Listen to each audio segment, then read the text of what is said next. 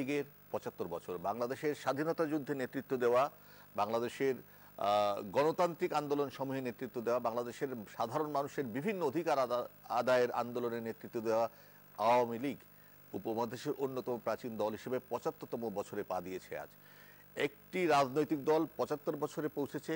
এই ৭৫ বছর পথ চলতে গিয়ে তাকে যে বিভিন্ন চড়াই উতরাই পার হতে হয়েছে জন্মলগ্ন থেকে এই পর্যন্ত, এবং এর ভেতরে যে একটি দেশের সৃষ্টি করতে সক্ষম হয়েছে তারা, সেটা একটা ঐতিহাসিক শুধু নয়, একটা বিস্ময়কর ঘটনা। একই সঙ্গে তাদেরকে হারাতে হয়েছে বহু কিছু, রক্ত ঝরাতে হয়েছে প্রচুর। এমনকি দলের সবচাইতে প্রাণ পুরুষ যিনি বঙ্গবন্ধু শেখ মুজিবুর রহমান, যিনি পরবর্তীকালে ১৯৭১ মুক্তিযুদ্ধের প্রেক্ষাপটে জাতির পিতা, তাকেও সপরিবারে নৃশংসভাবে হত্যা করার মতো ঘটনা সহ্য করতে হয়েছে এই দলটিকে।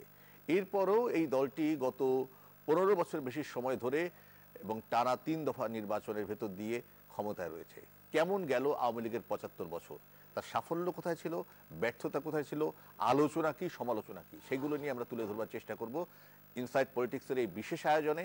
এই আয়োজনটি আজকে ২ ঘন্টার আয়োজন, আপনারা আমাদের সঙ্গে থাকবেন, কারণ আওয়ামী লীগের মতো দলের আলোচনা ২-৪-১০ মিনিট, ৩০ মিনিট, ৪০ মিনিট আলোচনা হয় না, ২ ঘন্টাতে তো হয় না। তারপরেও আমরা চেষ্টা করব যে আওয়ামী লীগের একটা ওভারঅল গ্লিমসেস এখানে তুলে ধরবার জন্য, কারণ যাদেরকে দেখেছি তারা এ সম্পর্কে ধারণা দিতে পারবেন বলে আমাদের ধারণা। আমাদের সঙ্গে রয়েছেন জাতীয় পার্টি জেপির মহাসচিব, যিনি ছাত্র অবস্থায় থেকে শুরু করে এ পর্যন্ত আওয়ামী লীগের ঘরের সঙ্গে ওতপ্রোতভাবে জড়িত এবং আওয়ামী লীগের রাজনীতির সঙ্গে দীর্ঘ সময় যুক্ত ছিলেন, শেখ শহীদুল ইসলাম, আপনাকে স্বাগত জানাচ্ছি। বলা চলে আওয়ামী লীগের আতুর ঘরের সদস্য তিনি। রয়েছেন নিরাপত্তা বিশ্লেষক ও রাজনীতি বিশ্লেষক অবসরপ্রাপ্ত মেজর জেনারেল মোহাম্মদ আলী শিকদার, আপনাকে স্বাগত জানাচ্ছি। রয়েছেন বাংলা বিচিত্রা ও রাজনীতি, রয়েছেন অনুসন্ধানী সাংবাদিক জুলফিকার আলী মানিক, আপনাকে স্বাগত জানাচ্ছি। এবং রয়েছেন বাংলা বিচিত্রা পত্রিকার সম্পাদক এবং রাজনীতি বিশ্লেষক সুভাষ সিংহ রায়, আপনাকেও স্বাগত জানাচ্ছি।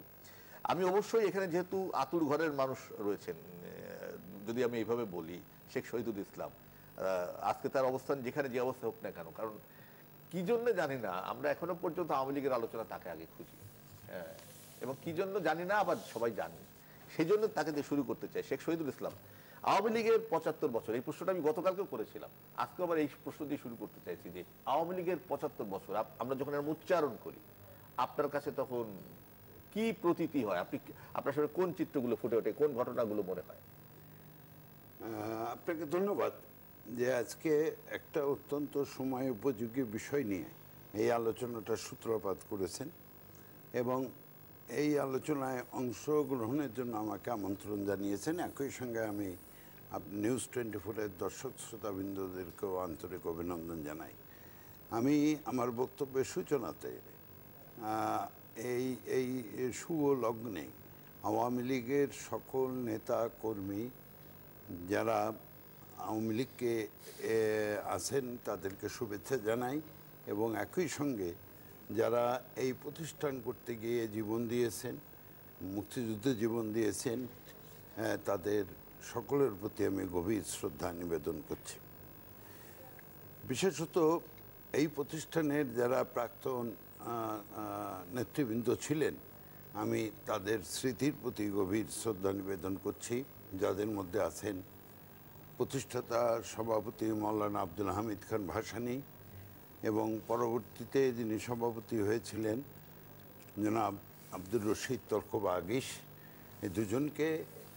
আর এই পুরো আওয়ামী লীগের পিছনে যে প্রাণ শক্তি ছিল সেটা ছিল হোসেন শহীদ সোহরাওয়ার্দীর, তার কথাও এখন আমি গভীর শ্রদ্ধাভরে স্মরণ করছি। এই প্রতিষ্ঠানকে যিনি পরিপূর্ণতা দান করলেন তিনি জাতির জনক বঙ্গবন্ধু, তার কথা গভীর শ্রদ্ধার সঙ্গে স্মরণ করছি। এবং একই সঙ্গে স্মরণ করতে হয় অগণিত আওয়ামী লীগ নেতা এবং কর্মীকে, যারা এই ৭৫ বছরে আওয়ামী লীগ করতে গিয়ে, দেশকে ভালোবাসতে গিয়ে জীবন দিয়েছেন, যারা শহীদ হয়েছেন, যারা আন্দোলন সংগ্রামে কারাবরণ করেছেন, নির্যাতিত হয়েছেন, তাদের সকলের প্রতি আমার বিনম্র শ্রদ্ধা রইল। দেখুন, আওয়ামী লীগের ৭৫ বছর এই কথা যখনই আপনি বলবেন তখনই প্রথম যেটা আমার মনে উদিত হয় সেটা হলো যে বাংলাদেশ, আওয়ামী লীগ, বাংলাদেশ। আওয়ামী লীগ যদি নেতৃত্ব দিতেন না, বঙ্গবন্ধু যদি এই আওয়ামী লীগের মাধ্যমে জাতীয়তাবাদী বাঙালি জাতীয়তাবাদী আন্দোলনকে এই চূড়ান্ত পর্যায়ে না নিয়ে আসতেন, তাহলে আমরা এই দেশটা পেতাম না। অতএব আওয়ামী লীগ যখনই শব্দটি উচ্চারিত হয়, সঙ্গে উচ্চারিত হয় আরেকটি নাম বাংলাদেশ, এবং তার সঙ্গে আরেকটি নাম উচ্চারিত হয়, সেটা হল বঙ্গবন্ধু শেখ মুজিবুর রহমান। এই তিনটি একদম একই সূত্রে গাঁথা। আওয়ামী লীগ যখনই আপনার মনে হয়, তখনই মনে হয় 1952 সালের ভাষা আন্দোলনের কথা, যেটা সেই সময় একমাত্র বিরোধী রাজনৈতিক সংগঠন আওয়ামী লীগ ছিল, যারা এই আওয়ামী লীগ। তখনই মনে হয় 1954 সালে যুক্ত ফ্রন্টের সেই নির্বাচনের কথা, যে নির্বাচনের মাধ্যমে প্রকৃতপক্ষে এই ভূখণ্ড থেকে মুসলিম লীগ নামক সাম্প্রদায়িক সংগঠনটাকে নির্মূল করা হয় 1954 সালের নির্বাচনের মধ্য দিয়ে। তখনই মনে পড়ে আওয়ামী লীগের, তখন মনে পড়ে যে 1962 সালে সামরিক শাসন বিরোধী আন্দোলনে আওয়ামী লীগের ভূমিকা, 1966 সালের 6 দফা আন্দোলনের কথা মনে পড়ে 1969 সালের গণ অভ্যুত্থানের কথা, এবং সর্বোপরি 1970-এর নির্বাচন এবং মুক্তিযুদ্ধের কথা। একই সঙ্গে কিন্তু আরও অনেকগুলো বিয়োগান্তক ঘটনার কথাও মনে পড়ে, যে 1952 সালের 21শে ফেব্রুয়ারিতে যারা শাহাদাত বরণ করেছিলেন তাদের কথা মনে পড়ে 1962-তে মোস্তফা ওজিউল্লাহ যারা শিক্ষা আন্দোলনে প্রাণ দিয়েছিলেন তাদের কথা মনে পড়ে, 66 সালের মনু মিয়া, ময়না মিয়া সহ যারা যেসব শ্রমিকেরা নিহত হয়েছিলেন তাদের কথা মনে পড়ে, আমাদের 1969-এর গণ অভ্যুত্থানে ডক্টর জোহা, তারপরে আসাদ, মতিউর সহ যারা প্রাণ দিয়েছিলেন তাদের কথা। এরা সবাই কিন্তু এই আওয়ামী লীগের ডাকে বা আওয়ামী লীগের নেতৃত্বে যে সংগ্রাম পরিষদ বা জোট গঠিত হয়েছিল তাদের ডাকে এরা শাহাদাত বরণ করেন। সর্বোপরি 30 লক্ষ শহীদ, যারা জাতির জনক বঙ্গবন্ধু তৎকালীন আওয়ামী লীগের সভাপতি, তার ডাকে 1970 সালে 71 সালের মুক্তিযুদ্ধে প্রাণ দিলেন। তো আমরা সেজন্য যেটা আপনি যেভাবে বলেছেন, কথাটা উপস্থাপন করেছেন, যে আওয়ামী লীগ এটাতে কি মনে পড়ে, 75 বছর আওয়ামী লীগের। আমার বয়সই এই 76 হলো আর কি, এই সামনে 76 হবে। সুতরাং আমি তো আর পুরো মানে জন্মলগ্নটা জানি না, তবে আমাদের ওই যেটা আপনি বলেছেন, আমাদের বাসায় এর অধিকাংশ তৎপরতা চলতো, স্বাভাবিক হয়ে সেগুলো দেখতাম, না বুঝে দেখতাম। আর পরবর্তীকালে যখন থেকে বুঝতে শিখেছি, তখন এই আওয়ামী লীগের ঘরানার ভিতরেই আমি থেকেছি। আমি 1954 সাল পর্যন্ত টুঙ্গিপাড়ায় থেকেছি, তারপর 1954 সাল থেকে 1962 সাল পর্যন্ত, 62 সাল থেকে 1975 15ই আগস্ট আমরা ছিলাম 32 নম্বরে, ধানমন্ডি 32 নম্বরে বঙ্গবন্ধুর বাসভবনে আমি থাকতাম। তো সেই সময়টাই কিন্তু সবচাইতে ঘটনাবহুল সময় আমাদের দেশে অতিবাহিত হয়েছে। এবং 1962 থেকে যে আন্দোলনের সূত্রপাত হয়েছিল, 1966-তে জাতির জনক বঙ্গবন্ধু যখন 6 দফা পেশ করলেন, এই 6 দফা আন্দোলনের সঙ্গে সঙ্গে কিন্তু আওয়ামী লীগের, প্রথমে ছাত্রলীগ এবং পরে আওয়ামী লীগ এটা তাদের ওয়ার্কিং কমিটিতে গ্রহণ করলো, এবং পরবর্তীতে কাউন্সিল হলো, কাউন্সিলেও এটা আওয়ামী লীগের কর্মসূচি হিসেবে গৃহীত হলো। এবং ওই বছরই ওই কাউন্সিলেই জাতির জনক বঙ্গবন্ধু আওয়ামী লীগের সাধারণ সম্পাদক থেকে সভাপতি হলেন, এবং তাজউদ্দিন আহমেদ সাহেব আওয়ামী লীগের সাধারণ সম্পাদক নির্বাচিত হলেন। এবং এই যে 6 দফা আওয়ামী লীগ কাউন্সিলের পেশ হওয়ার পরে 30 দিনে বঙ্গবন্ধু 34টা জনসভা করেছিল এই বাংলাদেশের বিভিন্ন স্থানে, এবং তার মধ্যে 6 বার গ্রেপ্তার হয়েছিল। খুলনা, যশোর, সিলেট, ময়মনসিংহ 6 বার গ্রেপ্তার হয়েছে 30 দিনের ভিতরে। এই 30 দিনের মধ্যে উনি গ্রেপ্তার হন। বিচারপতি না, ওই ডিস্ট্রিক্ট জাজও অনেক জায়গায় জামিন দিয়ে দিয়েছেন ওনাকে। তো তারপরে তো আপনার নারায়ণগঞ্জের জনসভার পরে 7ই মে যেদিন উনি আসলেন, সেই দিন যে ওনাকে গ্রেপ্তার করা হলো, তখন গ্রেপ্তার করা হলো দেশরক্ষা আইনে। দেশরক্ষা আইনের 32 ধারা ছিল। এই 32 ধারায় কোনো রিট করা যেত না, মৌলিক অধিকার সেখানে সম্পূর্ণভাবে বন্ধ ছিল। বিশেষ করে তখন আপনি জানেন যে 1965 সালে পাক ভারত যুদ্ধ হয়। যুদ্ধের জন্য এমার্জেন্সি বলবৎ ছিল, জরুরি অবস্থা, এবং জরুরি অবস্থার সময় ওই দেশরক্ষা আইনের 32 ধারায় বঙ্গবন্ধুকে কেবল নয়, একই সঙ্গে গ্রেপ্তার করা হয়েছিল তাজউদ্দিন আহমেদ, তৎকালীন আওয়ামী লীগের মহানগরের নেতা হাফেজ মোহাম্মদ মুসা, তারপরে মুস্তফা সরোয়ার, এরকম অনেক নেতা, আব্দুল মোমেন তৎকালীন প্রচার সম্পাদক আওয়ামী লীগের, এরকম অনেক নেতাকর্মীকে গ্রেপ্তার করা হয়। তো এই যে 69 সালে যে গণ অভ্যুত্থান, সে সময় কিন্তু বঙ্গবন্ধু কারাগারে। 1968 সালে তাকে আগরতলা ষড়যন্ত্র মামলায় ইনভলভ করা হয় 18ই জানুয়ারি। 18ই জানুয়ারিতেও ওই আগরতলা ষড়যন্ত্র মামলায় বঙ্গবন্ধুকে ইনভলভমেন্টের বিরুদ্ধে, তাকে ইসের বিরুদ্ধে আমরা প্রতিবাদ করেছিলাম। জগন্নাথ কলেজ থেকে মিছিল এসেছিল, এবং সেই মিছিলে আমরা এই বঙ্গবন্ধুর বিরুদ্ধে আগরতলা ষড়যন্ত্র মামলা যে একটা ষড়যন্ত্র, সেটা নিয়ে আমরা তখন প্রতিবাদ করেছি। সুতরাং আওয়ামী লীগের 75 বছর আমি দেখি নাই, যতদিন দেখেছি এবং তার আগেরটা শুনেছি, তাতে হাজারো ঘটনা আজকে এই স্মৃতির মধ্যে চলে আসে। আমরা শুনছি, আপনি বলে যাচ্ছেন, আমরা শুনছি, মনে হচ্ছে যেন ঠিক শুনতেই থাকি, কিন্তু আমাদেরকে সময়ের দিকে একটু খেয়াল রাখতে চাই। আমি একটু সুভাষ সিংহরে আপনার কাছে যেতে চাই। আহমেদ সাফা একবার জিজ্ঞেস করেছিলেন অধ্যাপক রাজ্জাককে যে বঙ্গবন্ধু সম্পর্কে আপনার মূল্যায়নটা কি। অধ্যাপক রাজ্জাক একটা কথা বলেছিলেন যে 1949 থেকে 1971 সাল পর্যন্ত, হয়তো 72 সালের দিকে কি 73 সালের দিকে ইন্টারভিউটা হচ্ছিল, যে উনি যার দিকে তাকাতেন, যার দিকে তার ভিতরে আগুন জ্বলে উঠতো, সে দেশপ্রেমিক হয়ে যেত। This was the power of Bangabandhu.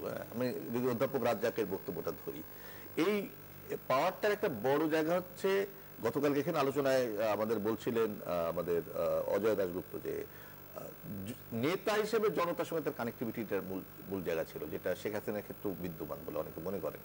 তো আপনি কিভাবে দেখেন এই পাওয়ারটা কি ছিল, যে পার্টিটা এত দূর এগোলো, এইভাবে হলো নানা ক্রাইসিসের ভিতর দিয়েও? কারণ স্বাধীনতা আন্দোলন পর্যন্ত তো, মানে মুক্তিযুদ্ধ পর্যন্ত কম ক্রাইসিস তারা পার করেনি। আপনাকে অসংখ্য ধন্যবাদ। শেখ শহীদুল ইসলাম যখন কথা বলছিলেন, আমরা সবাই মন দিয়ে শুনছিলাম, দর্শকরা নিশ্চয়ই মন দিয়ে শুনছেন। আমি হিসেব করে দেখলাম, আমাদের আওয়ামী লীগের সভানেত্রী বঙ্গবন্ধু কন্যা শেখ হাসিনা থেকে তিনি 364 দিন বয়সে কম। দুজনই সেপ্টেম্বর মাসে জন্মগ্রহণ করেছেন। একজন 1947 সালে 28শে সেপ্টেম্বর, আর উনি তার পরের বছর 29শে সেপ্টেম্বর। ঠিক, জি ঠিক আছে। তা ওনার কাছ থেকে অনেক ইতিহাস আমাদের শোনার কথা। কবি নির্মলেন্দু গুণ আজকে তার একটা লেখায় উল্লেখ করেছেন, বাংলাদেশের আওয়ামী লীগের জন্মদিন বাংলাদেশের জন্মদিন। তিনি তার লেখার মধ্যে তার স্বভাব সুলভ, এবং আজকে তো নির্মলেন্দু গুণেরও জন্মদিন। এই যে আওয়ামী লীগের ইতিহাস যদি পর্যালোচনা করেন গত 75 বছরে, আমরা আজকে আওয়ামী লীগ 76 বছরে পড়লো। এই 75 বছরের ইতিহাস কিন্তু লড়াই ও সংগ্রামের ইতিহাস।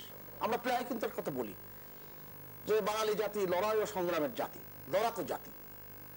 ওই হিসাব করলে দেখা যাবে বাঙালি জাতির ইতিহাস মানে আওয়ামী লীগের ইতিহাস। এখন আওয়ামী লীগের প্রয়াত সাধারণ সম্পাদক সৈয়দ আশরাফুল ইসলাম একটা অসাধারণ উক্তি করেছিলেন, তার গুরুত্ব অনেক গভীরে। আওয়ামী লীগ একটি অনুভূতির নাম।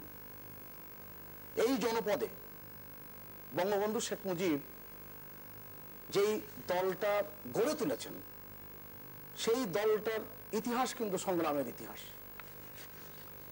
এবং জন্মসূত্রে পাওয়া যে তার সংগ্রামী চেতনা, সেই চেতনার থেকে সে কখনো বিচ্যুত হয়নি। জন্মসূত্রে মানে আওয়ামী লীগ তার জন্মসূত্রে পাওয়া যে সংগ্রামী চেতনা। আমি ডক্টর শ্যামলী ঘোষের একটা বই,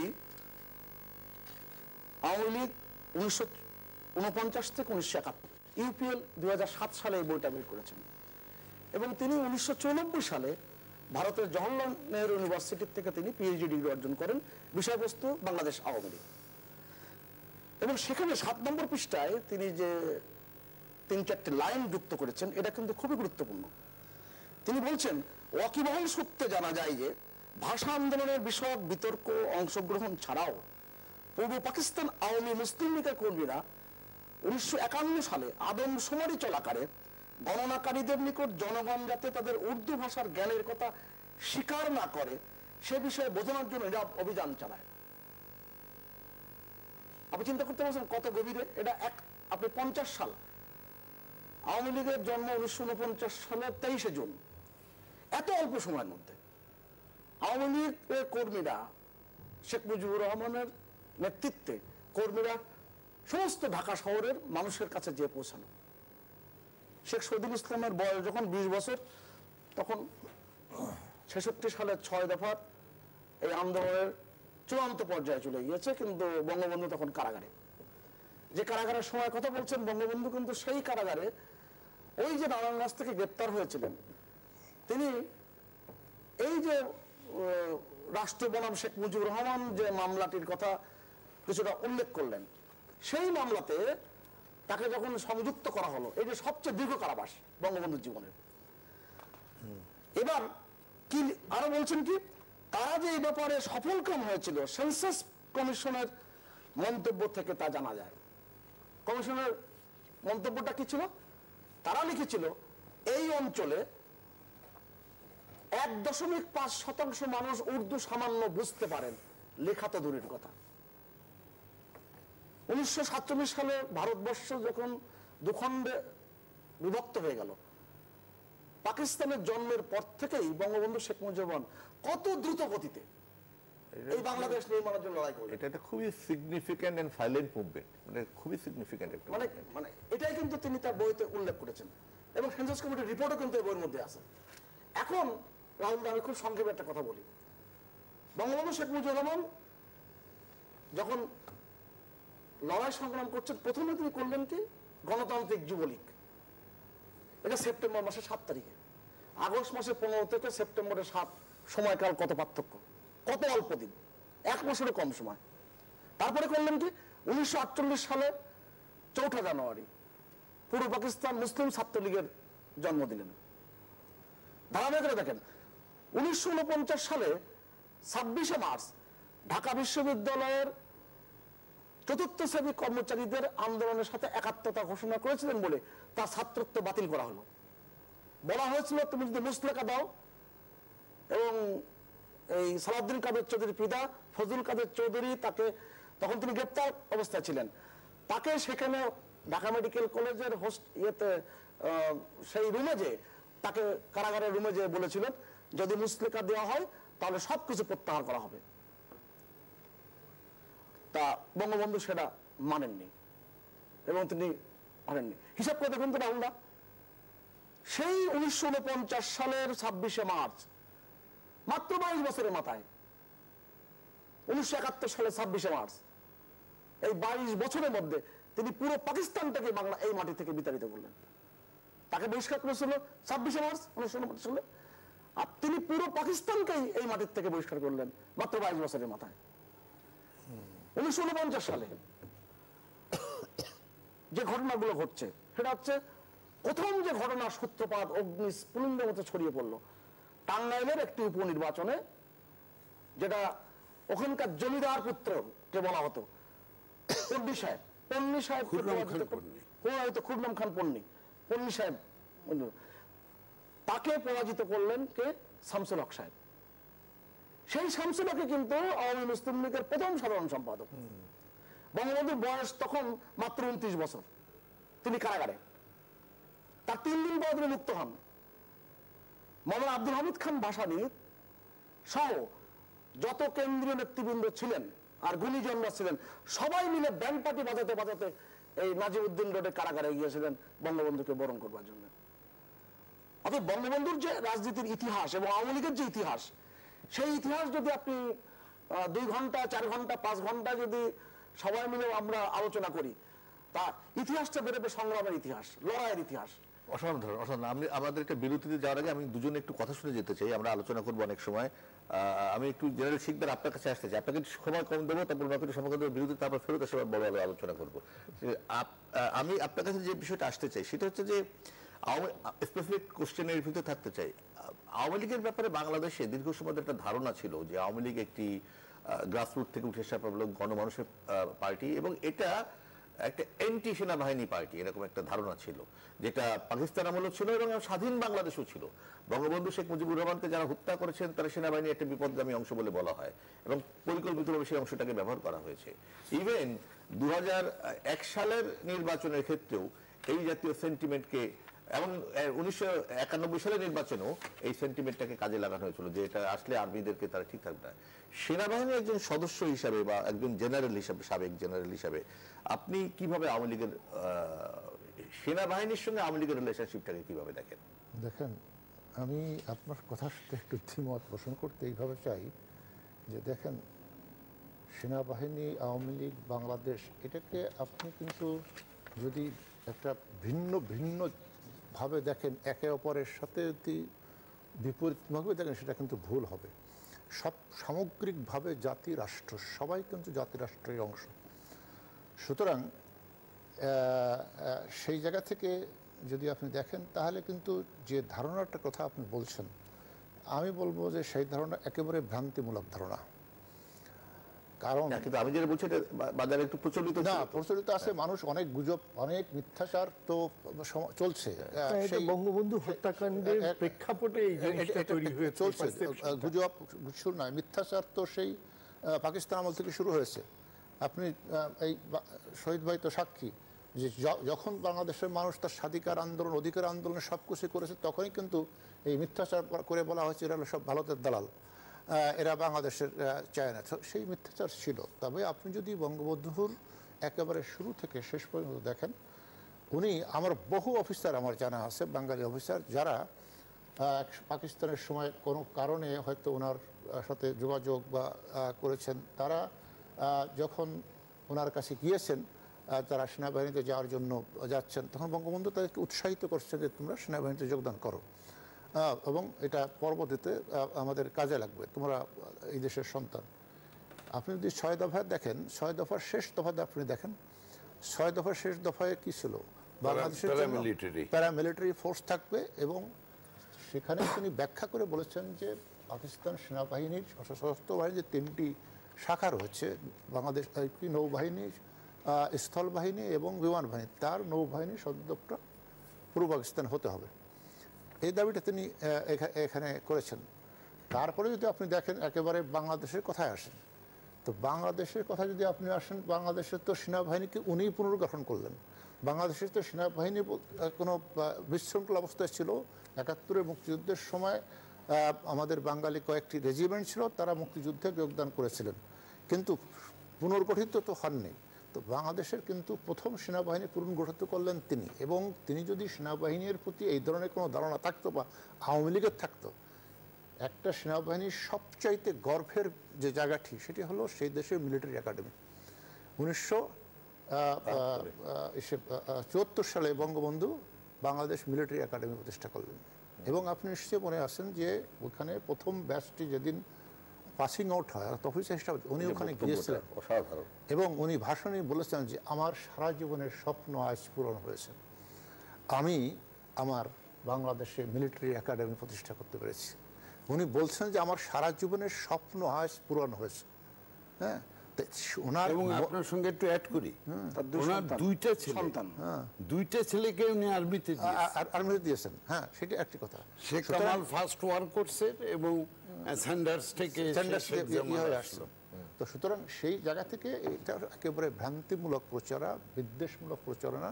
অর্থাৎ বাংলাদেশের তো 1975 সালে বিশেষ করে বঙ্গবন্ধু নিহত হওয়ার পরে বাংলাদেশের যে রাষ্ট্র রাজনীতির যে একটা ব্যবস্থা ফিরে এলো, সেখানে তো সবকিছু তাদের প্রধান লক্ষ্য ছিল যে বঙ্গবন্ধু যা কিছু করেছেন সব কিছুই খারাপ, সব কিছুই খারাপ। তো সেই প্রচেষ্টার অংশ হিসাবে কিন্তু এই ধরনের গুজব ছড়ানো হয়েছে। এবং আপনি দেখেন, আপনি যদি দেখেন আপনার প্রথম যে বাজেটটা হলো, সেই বাজেটে আপনার 782 কোটি টাকার বাজেট ছিল, 86 কোটি টাকা। 86 কোটি টাকা বাজেট ছিল। সেই বাজেটে সেনাবাহিনীর জন্য 122 কোটি টাকা, এটা অন রেকর্ড, যে কেউ চেক করে দেখতে পারেন। 122 কোটি টাকা সেনাবাহিনীর জন্য বরাদ্দ করছে। 786 ভিতরে 700, তাহলে আপনি ভাগ করে দেখেন, বাকি সেক্টর ভাগ করে দেখেন, তাহলে কিন্তু মেজর অংশ চলে গেল কোথায়? সেনাবাহিনীর। সুতরাং এই সমস্ত কথা আপনি যদি বাস্তবে মানে ডকুমেন্টের দালিলিকভাবে দেখেন, তাহলে কিন্তু এটার কোনো ভিত্তি নেই, এটা একেবারেই মিথ্যা প্রচারণা। আপনার কাছে আবারও ফিরবো, আমি একটু যেতে চাই জুলফিকার আলী মানিক আপনার কাছে। জুলফিকার আলী মানিক, অ্যাজ এ জার্নালিস্ট এবং আপনি খোঁজও রাখেন, এই দলটি সম্পর্কে আপনার ধারণা কেমন? মানে না, ধারণা বলতে এই যে দেখেন, এটা তো একটা ঐতিহাসিক প্রেক্ষাপট। আপনি আওয়ামী লীগের শহীদ ভাই আলোচনা করেছেন, দেখতে পান কিনা? সুভাষদা আলোচনা করেছেন, শিকদার ভাই। সো 75 বছরে তো আমরা দেখছি মাত্র স্বাধীনতার পরের অংশটুকু, এটা একটা বিশাল ব্যাকগ্রাউন্ড। এবং ওই যে মানে বঙ্গবন্ধু এবং আওয়ামী লীগ তো একাকার হয়ে গেছে বিকজ অফ আওয়ামী লীগের সবচেয়ে বড় যেই অবদান বা সাফল্য, সেটা হচ্ছে একটা রাষ্ট্র, একটা স্বাধীন দেশ উপহার দিয়েছে বাংলা। ইটস এ বিগ, মানে এর চাইতে বড় তো আসলে আর কিছু হয় না, একটা রাষ্ট্র উপহার দেওয়া। সো এটা হচ্ছে একটা। সো সংগ্রাম বলেন, যেগুলি সুভাষদা বলেছেন, শহীদ ভাই, সংগ্রাম, আন্দোলন, বঙ্গবন্ধুর যে মানে বাংলাদেশের জন্য ওনার মানে জীবন দিয়ে দেওয়া, সবই ঠিক আছে। এটা আমি এই দেশের নাগরিক, আমরা রাজনীতি দেখি সাংবাদিক হিসাবে, আমার কাছে এই আওয়ামী লীগের মধ্যে দুটো জিনিস, যেই বঙ্গবন্ধু বাংলাদেশ দিলেন, যার ডাকে এবং যার নামে এত মানুষ শহীদ হতে পারলো, যুদ্ধে যেতে পারলো জীবন তুচ্ছ করে, সেই নেতাকেই কিন্তু 3.5 বছর পরে যারা হত্যা করলো, মিলিটারি এসে হত্যা করেছে, কিন্তু কনস্পিরেসিটা তার নিজের দলের লোকরাই করেছে। তাহলে আওয়ামী লীগের ভিতরে বিশ্বাসঘাতকতার একটি স্রোত কিন্তু ছিল, বরাবরই ছিল। এবং দেখেন, এই যে সুভাষদাকে একটা ধন্যবাদ দিই, এই বইটি বের করেছে 75 বছর উপলক্ষে, একটা উপহার দিয়েছেন, আমি খুবই কৃতজ্ঞ। এখানে এই যে সবই হচ্ছে আওয়ামী লীগ এবং বঙ্গবন্ধুর অগ্রযাত্রা 75 বছর। বঙ্গবন্ধুর একটা উক্তি এখানে 15 নাম্বার চ্যাপ্টারে আছে, নীতিহীনদের নিয়ে ঐক্য নয়, নীতিবিহীন নেতা নিয়ে অগ্রসর হলে সাময়িকভাবে কিছু ফল পাওয়া যায়, কিন্তু সংগ্রামের সময় তাদের খুঁজে পাওয়া যায় না। এই যে নীতিহীনদের, তাহলে এখন আসেন, উনাকে যারা হত্যা করেছে আওয়ামী লীগের দায়িত্ব ছিল, আওয়ামী লীগেরই মন্ত্রী, উনার ক্যাবিনেটে, এবং বলা হয় যে উনার নিজেরই ঘনিষ্ঠ, তাহলে বিশ্বাসঘাতকরা ঘাপটি মেরে থাকতে পারে উনার দলে। It's a pain. আমরা ছোটবেলায় যখন বড় হয়েছে, আমার মনে আছে যে শহীদ ভাইরা, আমরা তো রিপোর্টার, আমরা যখন পলিটিক্যাল পার্টির বক্তৃতা কভার করতে নোটবুক খুলতাম, নেতারা শুরু করতেন বক্তৃতা 1757 সাল থেকে, নবাব সিরাজউদ্দৌলা কিভাবে পতন হলো মির্জাফরের ষড়যন্ত্রে। তাহলে এই যে দেখেন, ষড়যন্ত্রের যে একটি বিষয়, সেটা আওয়ামী লীগের ভিতরেও কিন্তু ছিল বরাবর। এবং আওয়ামী লীগের ভেতরের বিশ্বাসঘাতকরাই আওয়ামী লীগকে, বঙ্গবন্ধুকে কিন্তু এই হত্যার ষড়যন্ত্র প্ল্যানিং, এবং তারা দেশি বিদেশি সেনাবাহিনী সবকিছু নিয়ে করেছে। তাহলে ওই আমার এই দুইটা বৈপরীত্য কিন্তু সবসময় আমাকে প্রশ্ন জাগায়, যে যেই নেতার নামে, যেই নেতার ডাকে, যেই দলের ডাকে আওয়ামী লীগের নেতৃত্বে স্বাধীনতা, সেই দলের লোকেরাই কি করে তার নেতাকে, জাতির পিতাকে হত্যা করে ফেলতে পারলো। এই যে বৈপরীত্যটা রাজনীতি, কোশ্চেন এটাতে নিয়ে আমরা ফিরতে চাই, আমরা একটা বিরতি নিয়ে আসি, এই টেকনিক্যাল কারণে তো একটা বিরতি নিতে হয়, আমরা থাকি। কিন্তু আজকে যেহেতু আমরা 2 ঘন্টার মতো আলোচনার সময় পাবো, প্রিয় দর্শক থাকুন, আমাদের খুব গুরুত্বপূর্ণ একটা আলোচনা হচ্ছে, আমরা আশা করবো যে আপনারা শুনবেন। আজকের এই আলোচনাটা পাঠ্যপুস্তকের মতো সকলের শোনা উচিত বলে আমি মনে করি। থাকুন আমাদের সঙ্গে। পলিটিক্সের এই বিশেষ পর্বে কথা বলছিলাম আওয়ামী লীগের 75 বছর নিয়ে, কথা বলছি শেখ শহীদুল ইসলাম, অবসরপ্রাপ্ত মেজর মোহাম্মদ আলী শিকদার, জুলফিকার আলী মানিক এবং সুভাষ সিংহ রায়ের সঙ্গে। আমি একটু যেতে চাই আবারও শেখ শহীদুল ইসলাম আপনার কাছে। যে প্রশ্নটা জুলফিকার আলী মানিক করলেন আমার কাছে খুব সিগনিফিকেন্ট মতো, যে আওয়ামী লীগে হাজার হাজার ত্যাগী নেতা কর্মী আছেন, আমি আমাদের নিউজ 24 এর তরফ থেকে সারা দেশের বিভিন্ন জেলায় জেলায় যে নেতা কর্মীরা আছেন তাদের কিছু কিছু ভক্স পপ কালেক্ট করে আমাদের ডিজিটাল প্ল্যাটফর্মে দিচ্ছি। তারা কিচ্ছু চান না, তারা শুধু দলটাকে ভালোবেসে কাজ করে, কোনো কিছু পাওয়া টাওয়া। এই যে এত বছর ধরে আওয়ামী লীগ ক্ষমতা আছে তাতেও তাদের কোনো লাভ লোকসান নেই, তারা আওয়ামী লীগকে ভালোবাসে। এরকম একটা পার্টিতে এরকম নেতা কর্মীদের সমাবেশে ষড়যন্ত্রকারীরাও থাকে এবং তারা সাধারণত দেখা যায় they gain much better than the এই রিয়েল ওয়ার্কার্স বা রিয়েল কর্মী। আপনার কাছে কি মনে হয়েছে আওয়ামী লীগ সম্পর্কে এই ঘটনাটা কেন ঘটে? শুধু আওয়ামী লীগের ঘটে তা না, পৃথিবীর সব পার্টিতে হয়তো এটা ঘটে, কিন্তু এটা কি আওয়ামী লীগে মানে বহু দল মতপথের পার্টি বলে কি এই ঘটনাগুলো ঘটে? দেখুন, আওয়ামী লীগ হলো একটা গণসংগঠন। গণসংগঠনে কাউকে ঢুকতে হলে এই কমিউনিস্ট পার্টিতে যেরকমের একটা নিয়ম আছে যে তাদের ঢুকতে হলে তাদের মেম্বারশিপের স্তর আছে, সেই স্তরগুলো পার হইতে হয়। এমনকি জামাত ইসলামেরও স্তর আছে, কি রোকন টোকন কি হয়ে তারপরে তাদের পুরো সদস্যপদ পাইতে হয়। গণসংগঠনের তো এটা নাই। এটা না থাকার ফলে যে কোনো একজন লোকই আজকে দাবি করতে পারে যে আমি আওয়ামী লীগের, কারণ আমি আওয়ামী লীগের আদর্শ বিশ্বাস করি, বঙ্গবন্ধুর আদর্শ বিশ্বাস করি। এবং বর্তমানে সিচুয়েশন এমন যে গাছের পাতাও আওয়ামী লীগ করে এখন। এই এই এই বর্তমানে এমন একটা অবস্থা যাচ্ছে যে গাছের পাতাও আওয়ামী লীগ করে, এরকমের একটা অবস্থা। কারণ আওয়ামী লীগ ক্ষমতায় আছেন, আওয়ামী লীগের নেত্রী শেখ হাসিনা, তার কোনো এখানে প্রতিদ্বন্দ্বী নাই এবং তিনি দেশ যেভাবে পরিচালনা করছেন, যেভাবে দেশের উন্নতি হচ্ছে, তাতে সকলেই এখন আওয়ামী লীগে ঢুকে গেছে মনে হচ্ছে, এরকমের একটা ভাবসাব। এই যে যে গণসংগঠনের ভেতরে সবসময় আপনার এই দ্বিমত হতে পারে, এবং দ্বিমত হতে পারে গণসংগঠন কেন, কমিউনিস্ট পার্টিতেও দ্বিমত হয়েছে। এই সোভিয়েত কমিউনিস্ট পার্টিতে মেনশেভিক আর বলশেভিক দুই গ্রুপ ছিল এক সময়। তো আমরা দেখেছি যে আওয়ামী লীগে এটা কোনো নতুন ঘটনা নয়। আওয়ামী লীগের যখন প্রথম জন্ম হলো তখন মাওলানা আব্দুল হামিদ খান ভাসানী এটার সভাপতি, মূল নেতা পেছন থেকে হোসেন শহীদ সরওয়ার্দী, বঙ্গবন্ধু তরুণ নেতা শামসুল হক সাহেব, তিনি নিরুদ্দেশ হয়ে গেলেন, পাগলের মতন হয়ে গেলেন।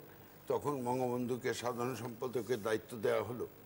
তো এই যে সাধারণ সম্পাদকের দায়িত্ব দেওয়া হলো, তারপরে আওয়ামী লীগ 54 সালের নির্বাচন করলো। দেখেন, নির্বাচনের পরপরই যেহেতু ওই ক্যাবিনেটে যদিও শেরে বাংলা একে ফজলুল হক কৃষক শ্রমিক পার্টি থেকে তিনি মুখ্যমন্ত্রী হয়েছিলেন, কিন্তু ওখানে কিন্তু মূলত অধিকাংশ সদস্য ছিল আওয়ামী লীগের।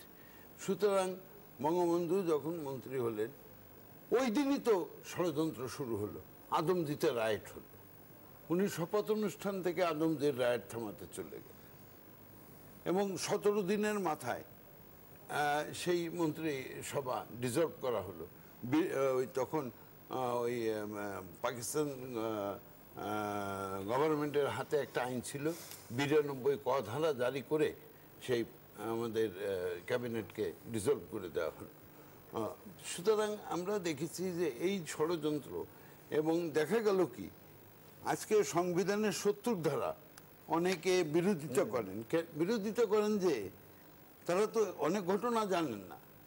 এই 70 ধারায় কেন বঙ্গবন্ধু ওই সময় ইনসার্ট করছেন এই জন্য যে আওয়ামী লীগের যারা সংসদ সদস্য ছিল তাদের অনেককে ক্রয় করা হয়েছে, ক্রয় করে আওয়ামী লীগ থেকে নিয়ে তারা অন্য দল ক্যাবিনেট, আবু হোসেন সরকারের মন্ত্রিসভা সেখানে ক্রসিং যেটাকে বলা হয়।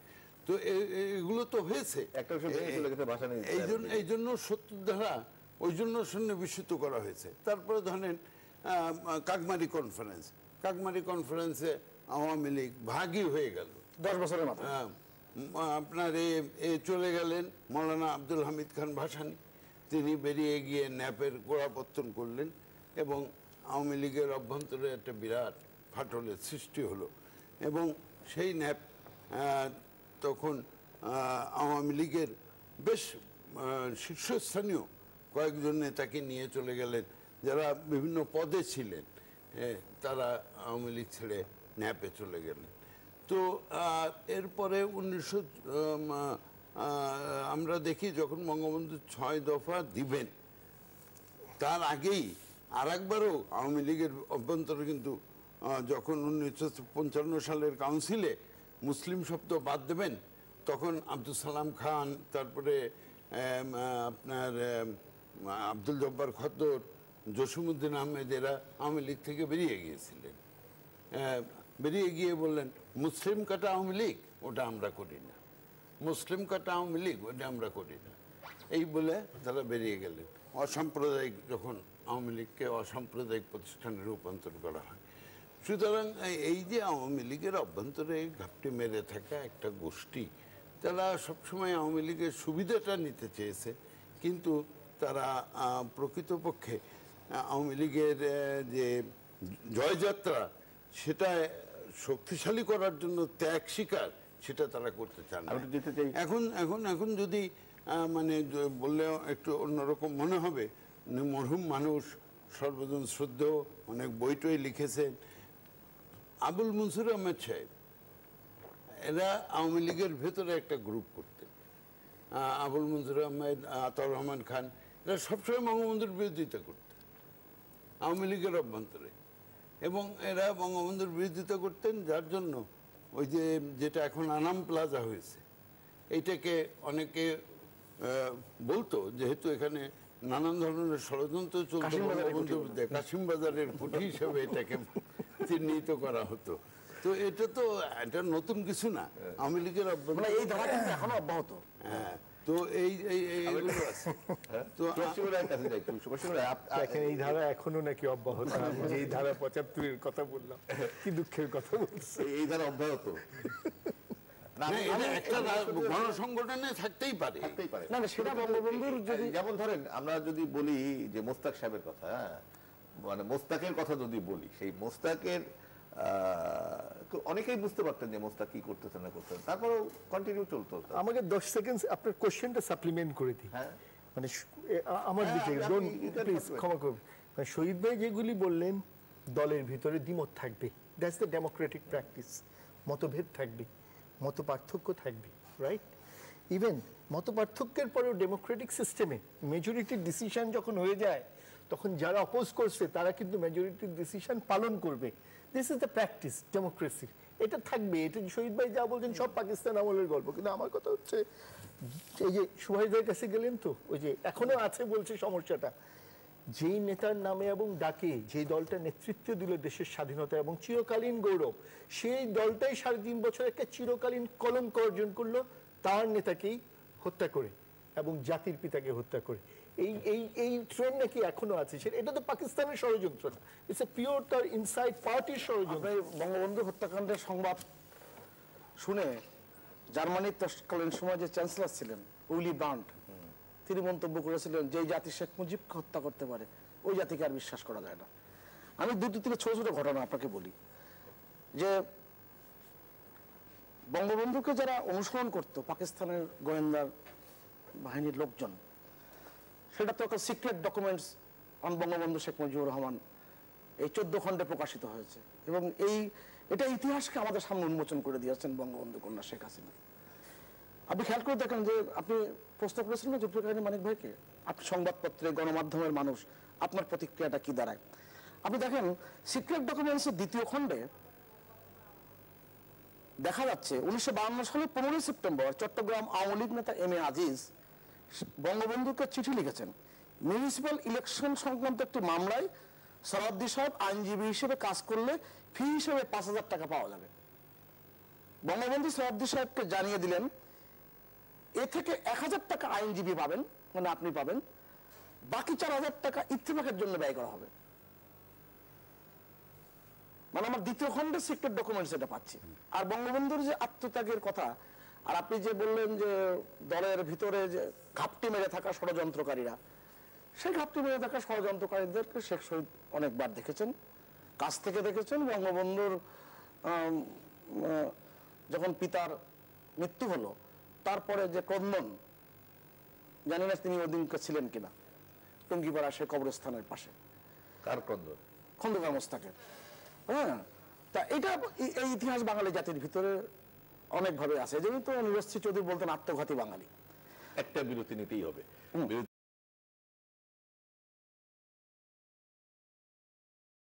খুবই গুরুত্বপূর্ণ একটা আলোচনা মনে করছি আমি।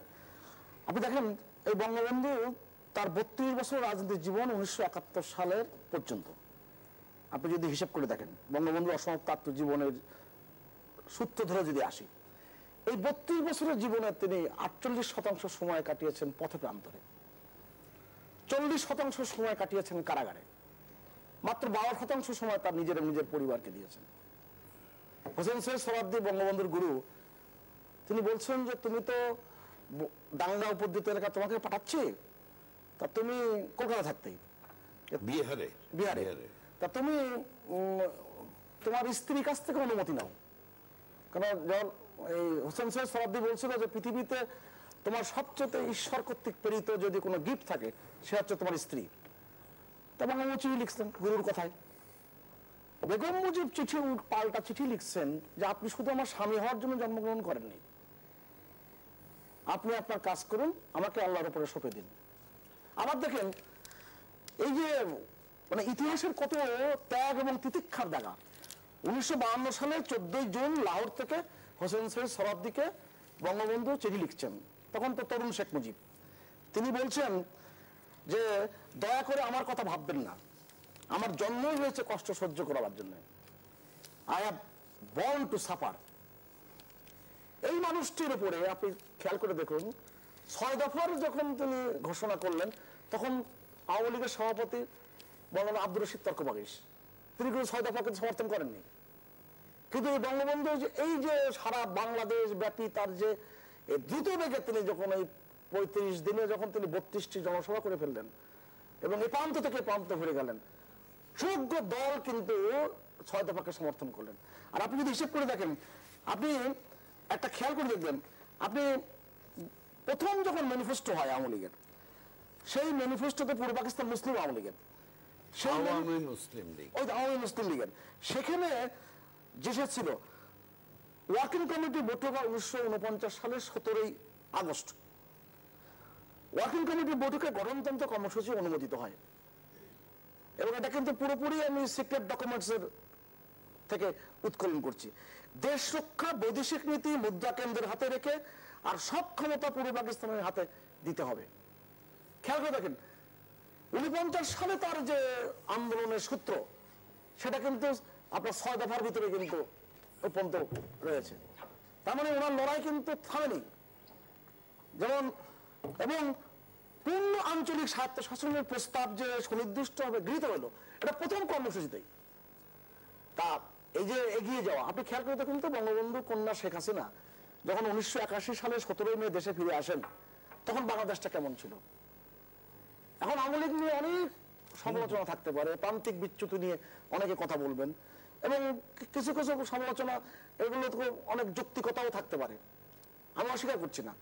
কিন্তু এই দলের নেতা বঙ্গবন্ধু শেখ মুজিবের সময়কাল আর এই 43 বছর ধরে, 4 দশকের অধিক সময় ধরে আজকের বঙ্গবন্ধু কন্যা শেখ হাসিনা মাননীয় প্রধানমন্ত্রী, তিনি যে দায়িত্ব পালন করেছেন এবং চোখ করে যাচ্ছেন, এটা তো সমৃদ্ধির অগ্রযাত্রায় বাংলাদেশকে তিনি নিয়ে গেছেন। বাংলাদেশের মানুষ কখনো তো ভাবেননি। আপনি চিন্তা করতে পারেন, বঙ্গবন্ধু 1972 সালে 10 জানুয়ারি ফেরেন, 20 ফেব্রুয়ারি তিনি রামগতিতে তিনি শুরু করলেন এই যে পুনর্বাসন কার্যক্রম, আশ্রয় প্রকল্প। আপনি খেয়াল করুন, 21 বছর পর বঙ্গবন্ধু হত্যাকাণ্ডের 21 বছর পর 1997 সালে বঙ্গবন্ধু কন্যা বা সেন্ট মার্টিনের এই যখন ঘূর্ণিঝড় উপদ্রুত এলাকার মানুষের থেকে পুনর্বাসন যাত্রা শুরু করলেন। আর এখন 2024 সালে আমি যখন কথা বলছি, এই সময় বাংলাদেশের 64 জেলার মধ্যে 58টি জেলায় কোনো ভূমিহীন নাই, কোনো গৃহহীন নাই। বাংলাদেশের 495টি উপজেলার মধ্যে আপনি 31টি উপজেলা এখন ভূমিহীন আছে। অর্থাৎ বাদ বাকি 464টা উপজেলায় কোনো ভূমিহীন নাই, গৃহহীন নাই। অর্থাৎ এই যে মানুষের জীবন মানের উন্নয়ন, এবং বাংলাদেশে আজকে অতি দারিদ্র্যের সংখ্যা মাত্র 5.6%। 2006 সালে কোথায় ছিল, কোন পর্যায়ে ছিল, এবং এইটা যে আজকের যে এগিয়ে যাওয়া, এটা কিন্তু আওয়ামী লীগের নেতৃত্বেই সম্ভব হয়েছে। অবশ্যই এ বিষয়ে তো বলা, আমি একটু জেনারেল শিকদারের কাছে একটু যেতে চাই। সেটি হচ্ছে যে শেখ হাসিনা যে প্রেক্ষাপটে দেশে ফেরত এলেন, আপনার যদি 1981 সালে 75-এর 15ই আগস্টের পরে যে ভয়াবহ পরিস্থিতি গেল, বঙ্গবন্ধু শেষ হয়ে গেলেন সপরিবারে, 4 নেতাকে হত্যা করা হলো, একের পর এক দলকে নানাভাবে বিচ্ছিন্নভাবে ভাগ করে দিল, এরকম একটা প্রেক্ষাপটে তিনি ফেরত এলেন। তখন অনেক বড় বড় নেতারা আওয়ামী লীগে কিন্তু আছেন, এবং আমাদের যারা বঙ্গবন্ধুর সঙ্গে রাজনীতি করতেন তাদের ভেতরে সে শেখ হাসিনা যাত্রা শুরু করলেন। এই সময় যে আওয়ামী লীগ, আমি যদি বলি যে 81 থেকে 96 সময়কালের ভিতরে যে আওয়ামী লীগ, এই সময় আওয়ামী লীগ যাত্রাটাকে আপনি কিভাবে দেখেন? অত্যন্ত কঠিন যাত্রা। মানে পৃথিবীর ইতিহাস যদি আপনি পর্যালোচনা করেন তাহলে দেখবেন যে একটা দলের নেতৃত্বে সশস্ত্র সংগ্রামের মাধ্যমে একটা বিশাল সফলতা অর্জনের পরে সেটা দেশের স্বাধীনতা অথবা বিপ্লব হোক, সেই দল যদি ক্ষমতাচ্যুত হয়ে যায় তারা আর কোনোদিন কিন্তু ক্ষমতায় ফিরে আসছে এই উদাহরণ খুবই কম। তো সেই জায়গা থেকে আপনি যদি দেখেন 1975 সালের পরে বাংলাদেশের যে সামরিক শাসন এলো এবং পরবর্তীতে 2 সামরিক শাসকের একেবারে আপনি তাদের সমস্ত কার্যক্রম যদি নির্দিষ্ট করে যান তাহলে দেখবেন তাদের মূল উদ্দেশ্যই ছিল যে আওয়ামী লীগের যে রাজনীতি এবং আপনার পাকিস্তানের বিরুদ্ধে 23 বছর যে সংগ্রামের মাধ্যমে যত গৌরবোজ্জ্বল অর্জন, এই সব কিছুকে একেবারে বিনাশ করে দেওয়া এবং আওয়ামী লীগ দল বলতে যেন কিছু না থাকে সেই হয় তার সমস্ত বন্দোবস্ত করা। তো সেই জায়গা থেকে এইরকম একটা বিরূপ পরিস্থিতি কিন্তু তিনি তখন আসলেন। এবং আপনি যদি তার পরবর্তী ইতিহাস দেখেন তাহলে এটা নিশ্চিতভাবে বলতে হবে যদি তিনি ফেরত এসেছিলেন বলেই, আওয়ামী লীগের হাল ধরেছিলেন বলেই আমরা একটু আগে আলোচনা করেছি যে বঙ্গবন্ধু হত্যাকাণ্ডের পরবর্তীতে আওয়ামী লীগের কী হাল হয়েছিল, খণ্ড বিখণ্ড, না দল, আওয়ামী লীগ মিজান, আওয়ামী লীগ মালেক, তারপরে আরও অন্য দেওয়ান ফরিদ গাজী, এরকম একটা অবস্থা। তো সেই জায়গায় এসে তিনি ঐক্যের প্রতীক হিসাবে এলেন। ঐক্যের প্রতীক হিসাবে এলেন বলেই কিন্তু আওয়ামী লীগ আবার সংগঠিত হলো। এই আওয়ামী লীগ সংগঠিত হলো বলেই কিন্তু আপনি পরবর্তীতে এই যে সামরিক শাসনের বিরুদ্ধে যে আন্দোলন, সেই আন্দোলনে আওয়ামী লীগের এই আন্দোলনের কারণেই কিন্তু সামরিক শাসনের অবসান ঘটতো। তা নাহলে কী হতো বাংলাদেশে, আপনি এটা অবধারিত বলে লিখে নিতে পারেন। আওয়ামী লীগ যদি না আসতো, শেখ হাসিনা দেশে না আসতো এবং এই আন্দোলনের নেতৃত্ব না দিতেন তাহলে আজকে আমাদের পাকিস্তানের দশা হতো। কী হতো, হয়তো ইরশাদের পরিবর্তে আরেকজন সামরিক শাসক আসতো নির্ধারিতভাবে, এবং পাকিস্তান আজকে যেমন সব কিছু কোথায়, সব কিছু সামরিকতন্ত্রের হাতে নিবন্ধিত, সব কিছু সেরকম একটা পরিস্থিতি বাংলাদেশের সৃষ্টি হয়, অর্থাৎ সামরিকতন্ত্রের স্থায়িত্বটা বাংলাদেশে প্রতিষ্ঠিত হয়ে যেত। সুতরাং সেই জায়গা থেকে বাংলাদেশের উত্তরণ ঘটেছে। প্রধানমন্ত্রী শেখ হাসিনা অর্থাৎ বঙ্গবন্ধুর মেয়ে 1981 সালের 17 মে দেশে ফিরে আলেন, কারণ তার আগে আওয়ামী লীগের যে ছিল আপনার কাউন্সিল ছিল 1981 সালে মার্চ মাসে, ফেব্রুয়ারি মাসে 13 এবং 14 ফেব্রুয়ারি, সেই ফেব্রুয়ারি মাসে ওনাকে সভানেত্রী বা সভাপতি করা হলো। তো সেই কারণে ফেরত আসলেন বলেই কিন্তু তখন এটা হলো, এবং সেই কারণেই কিন্তু আপনি দেখবেন যে তারা যখন এই কারণেই যখন দেখবেন একই কারণে সূত্র যে তারা যে আওয়ামী লীগ এবং আওয়ামী লীগের যে রাজনীতি, অসম্প্রদায় না হচ্ছে ধর্মরক্ষার যে রাজনীতি, সেই রাজনীতি বাংলাদেশের কোনো প্রতিষ্ঠিত না হতে পারে, এইটা যে একেবারে সেই সামরিক শাসকদের এবং তাদের পরবর্তী ঔরজাত যে রাজনৈতিক পক্ষ তাদের যে সংকল্প, সেই সংকল্পের কারণেই কিন্তু তারা দেখা যায় যে আমরা তো দেখি যে 21 বার তাকে হত্যা করার চেষ্টা হলো। কেন? দেশেতে আরও কত প্রধানমন্ত্রী ছিলেন, কত দেশনেত্রী ছিলেন, কত কিছু ছিলেন আপনার রাষ্ট্র, কারো প্রতি একটা গায়ে তো শেখ হাসিনাকে 21 বার হত্যা করার জন্য চেষ্টা করা হলো কেন? এবং সেই সূত্রেই কিন্তু একই সূত্রের গাথা আপনি 2004 সালের 21শে আগস্ট, একই সূত্রের গাথা। অর্থাৎ এই রাজনীতি, এই অসাম্প্রদায়িকতা, এই বাংলাদেশ, এই বাঙালি জাতির সংস্কৃতি, এইটা যেন বাংলাদেশে না থাকে। তো সেইটাকে এই যে আপনি একটি কথা বললেন একটু আগে, এবং এই বিপদ জেনেই কিন্তু শেখ হাসিনা আসছে না, এই যে একটু আগে যে কথা হলো যে এই যে আওয়ামী লীগের ভিতরে চক্র ষড়যন্ত্র, এই যে ঘটনা প্রবাহ, এই ঘটনা প্রবাহের ভিতরে কিন্তু এই ধরনের ভিতর বাইরে থেকে অনেক লোক এখন আওয়ামী লীগের মধ্যে ঢুকে যায়, এবং এটাও ঠিক যে কখনো কখনো সুপরিকল্পিতভাবে আওয়ামী লীগের মধ্যে ঢুকানো হয় বা রাষ্ট্রের মধ্যে ঢুকানো হয়, যাতে তারা যেন একটা মোক্ষম সময় তারা ভিতর থেকে এটার বিট্রে করে এইটি সমস্ত শেষ করে দিতে পারে। এবং এটা কিন্তু আপনি দেখবেন ওই যে 1900 সেটা কি এখনো চলমান? এখনো চলমান। এবং আপনি বঙ্গবন্ধু যে হত্যাকাণ্ড যেটা আলোচনা হলো, আপনি দেখবেন যে 1972 সালের পরে আপনার এই ক্ষেত্রটি প্রস্তুত করার খাতে এই পরিকল্পনাটি নেওয়া হয়েছে, অর্থাৎ ভিতরে ঢুকিয়ে দাও, অর্থাৎ ভিতরে ঘরের শত্রু বিভীষণ বলে একটা কথা, ভিতরে ঢুকিয়ে দাও। ঢুকিয়ে দিলে তারা ভিতর থেকে যখন এই সংকটটা তৈরি করবে, তখন বাইরের থেকে আক্রমণটা অনেক সহজ হয়। অর্থাৎ ভিতরে যদি শত্রু সৃষ্টি হয়ে যায়, বাইরের থেকে শত্রুদের আক্রমণ করা অনেক সহজ হয়ে যায়, সফলতা লাভ করে। সেই ঘটনা কিন্তু 1972 সালের পর থেকে শুরু হয়েছিল, এবং সেই কারণেই কিন্তু বঙ্গবন্ধু নিহত হলেন। তো সুতরাং সেই জায়গা থেকে যদি আপনি যে উত্তরণ করেছেন, এটা অসাধারণ একটা আপনার যে একটা প্যারাডাইম শিফট অফ বাংলাদেশের রাষ্ট্র ও রাজনীতির বিষয়ে। এই যে শেখ হাসিনার রাষ্ট্রের বিষয়ে আলাপ করব, আগে রাজনীতি শেষ। আমি একটু মানিক আপনার কাছে একটু যেতে চাই। সেটা হচ্ছে এই শেখ হাসিনা সম্পর্কে যদি বলি যে, এবং যেটা আপনি বলছিলেন, কি আপনি জার্নালিস্ট হিসেবে আপনি কি এরকম কোনো ট্রেট বা এরকম কোনো গুণাবলী আইডেন্টিফাই করেন যে এইটা থাকলে এই লোকটা আওয়ামী লীগের হবে, এইটা থাকলে এই লোকটা বিএনপি হবে, জামাত ইসলাম হবে, কমিউনিস্ট পার্টি হবে, আদার্স পার্টির লোকজন হবে? এরকম কি স্ট্রেট ট্রেট ভাগ করা সম্ভব? মানে এরকম না, এটা কথা হচ্ছে যে মানে আমরা তো আওয়ামী লীগের যে প্রতিষ্ঠা, সেই প্রতিষ্ঠার সময় প্রতিষ্ঠাতা সভাপতি সাধারণ সম্পাদক যেই থাকুক, তখন বঙ্গবন্ধু জয়েন্ট সেক্রেটারি ছিলেন, রাইট? কিন্তু ঘটনা হচ্ছে আজকে তো আওয়ামী লীগ পরিচিত হচ্ছে বঙ্গবন্ধুর নামে। কারণটা কি? উনি একটা দেশের স্বাধীনতা দিয়েছেন, না এর চাইতে বড় অ্যাচিভমেন্ট একটা পার্টির আর কিছু হতে পারে না। নো, আমি এই জন্য আগেই বলেছি যে বঙ্গবন্ধু বলেন, আওয়ামী লীগ বলেন, ওনার সবচেয়ে বড় অ্যাচিভমেন্ট অবদান হচ্ছে বাংলাদেশের স্বাধীনতা। আর সবচেয়ে পার্টি হিসেবে আওয়ামী লীগের সবচেয়ে বড় কলঙ্ক হচ্ছে সে তার নিজের নেতা এবং জাতির পিতাকে হত্যার ষড়যন্ত্র বিশ্বাসঘাতকরা তার দলের ভেতরেই ছিল এবং এটা ইমপ্লিমেন্ট করেছে। এখন এই যে আপনি যে আদর্শিক জায়গা বলছেন, ডেফিনেটলি আমরা এই যে বঙ্গবন্ধুর নিজের যে অসমাপ্ত আত্মজীবনী বলেন, অন্যান্য যাই বলেন, আপনি আওয়ামী লীগের নানান দলিল দস্তাবেজ, এই যে দেখেন এখানে ইন্টারেস্টিং, এই যে ওই যখন আওয়ামী মুসলিম লীগের পরেই তো এখানে ওনার অসমাপ্ত আত্মজীবনী থেকেই জিনিসটা গ্রন্থে দিয়েছে যে একটি অসাম্প্রদায়িক রাজনৈতিক প্রতিষ্ঠান হবে। ওখান থেকে তো মুসলিম শব্দ বাদ দিয়ে আওয়ামী লীগ হয়ে গেল। অসাম্প্রদায়িক, দেখেন শব্দটা কিন্তু ইন্টারেস্টিং, রাজনৈতিক প্রতিষ্ঠান হইতে হবে এবং কেমন অসাম্প্রদায়িক। তাইলে আপনি তো আলাদা করার কথা যে আওয়ামী লীগ যারা করে তারা কি হবে, তারা চিন্তা চেতনায়, কথায়, বার্তায়, জীবনের আচার আচরণে, বক্তৃতায়, সবকিছুতে তার মধ্যে একটা ধর্ম নিরপেক্ষ ধর্ম বিশ্বাস থাকবে ব্যক্তিগত, কিন্তু রাষ্ট্র এবং রাজনীতিতে একটা ধর্ম ব্যাপারে নিরপেক্ষতা থাকবে, দৃষ্টিভঙ্গি, অসাম্প্রদায়িক চেতনা থাকবে, একটা উদারতা থাকবে, সহিষ্ণুতা থাকবে, রাইট? সো এইভাবেই কিন্তু আলাদা করার একটা বাক্য প্লিজ, না প্লিজ, সেটা হচ্ছে মাত্র 3 সপ্তাহের মাথায় বঙ্গবন্ধু 1947 সালের 7 সেপ্টেম্বর যখন গণতান্ত্রিক যুবলীগ করলেন, তখন ওই আমরা অসমাপ্ত আত্মজীবনীর থেকেই পাই, তিনি তার ডায়েরিতে লিখছেন গণতান্ত্রিক যুবলীগ তিনি কেন করেছিলেন। উনি বললেন যে একটি কমিউনাল হারমোনি তৈরি করবার জন্য, যাতে হিন্দুরা দেশ ত্যাগ না করে। আপনি খেয়াল করে দেখেন, ওই যে 47 সালের 7 সেপ্টেম্বর আর 1955 সালের যে আওয়ামী লীগের কাউন্সিল, আপনি কিন্তু বঙ্গবন্ধু কিন্তু তার এই যে চেতনা আর ধারাবাহিকতা তিনি কিন্তু বজায় রেখেছেন।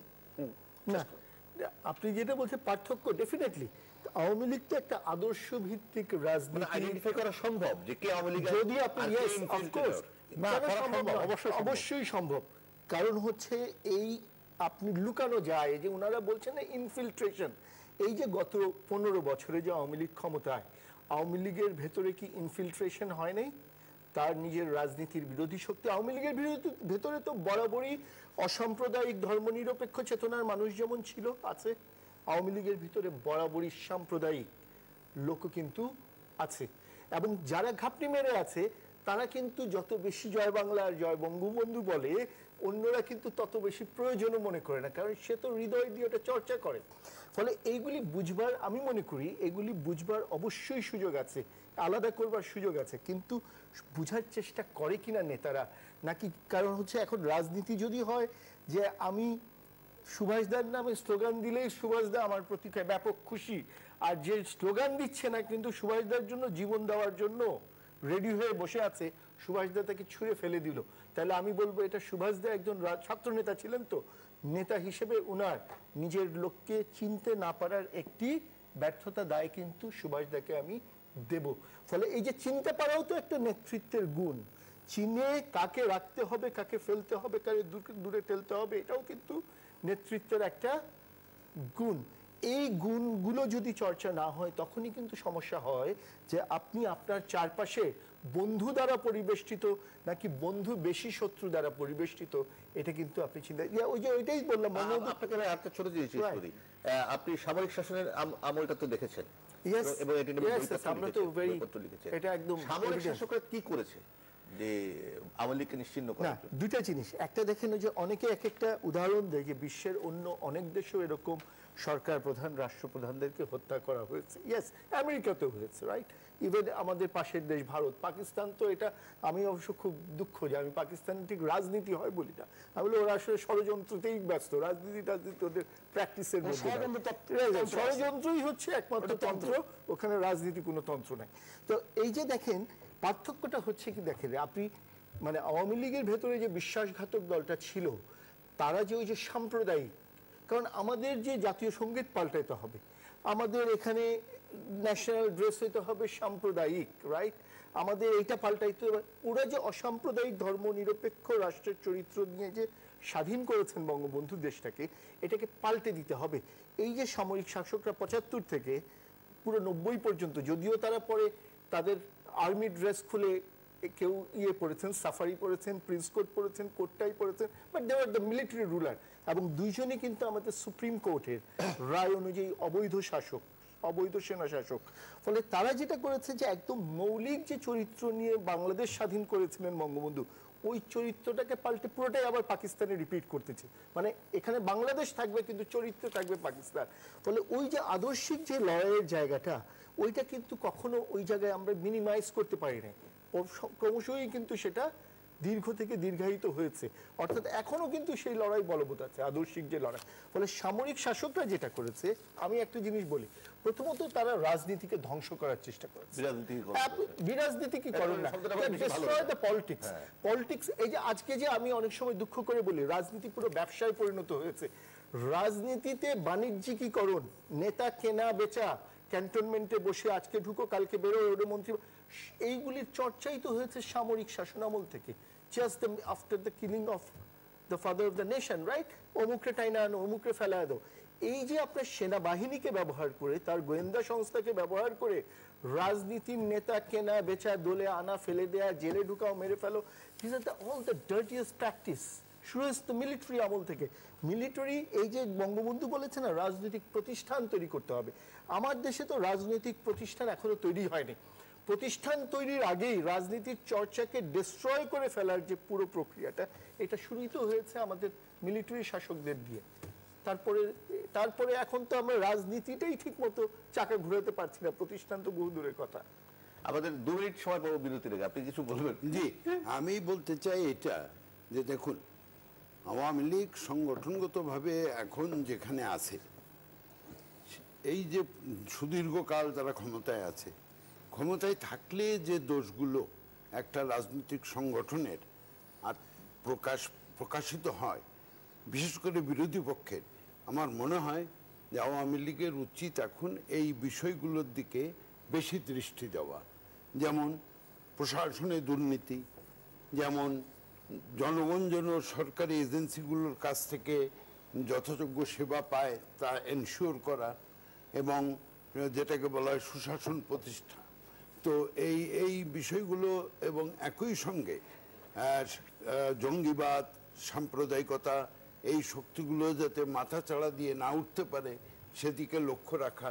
আমার মনে হয় আওয়ামী লীগের এখন সময় এসছে এই বিষয়গুলোর দিকে দৃষ্টি দেওয়া। এবং আমার এটাও মনে হয় যে আওয়ামী লীগের অভ্যন্তরে এখন আওয়ামী লীগ নন, আদর্শগতভাবে এরকমের একটা বিরাট অংশ আছে, তাদেরকেও চিহ্নিত করা প্রয়োজন। যে কথা জুলফিকার আলী মানিক বললেন, বা ষড়যন্ত্র দলের অভ্যন্তরে, এই ষড়যন্ত্র প্রতিরোধ করার জন্য আওয়ামী লীগের অভ্যন্তরে যে একটা শুদ্ধি অভিযান, আমার মনে হয় এটা প্রয়োজন হয়ে পড়েছে। আমরা একটা বিরতি নিই, বিরতি পর ফেরত এসে বাকি আলোচনা করব। আমাদের হাতে এখনো 40 মিনিটের মতো সময় রয়েছে, আমরা একটা আলোচনার অনেক খানিকটা করতে পারবো বলে আশা করছি। প্রিয় দর্শক, থাকুন আমাদের সঙ্গে। আমরা তাদেরকে নিয়ে বাকি আলোচনাটা শেষ করতে চাই, যেটা দিয়ে আমি শুরু করতে চাই। জনাব মোহাম্মদ আলী শিকদার, আপনার কাছে যদি আওয়ামী লীগ হিসেবে, দল হিসেবে একটা বড় অভিযোগ রয়েছে যে আওয়ামী লীগ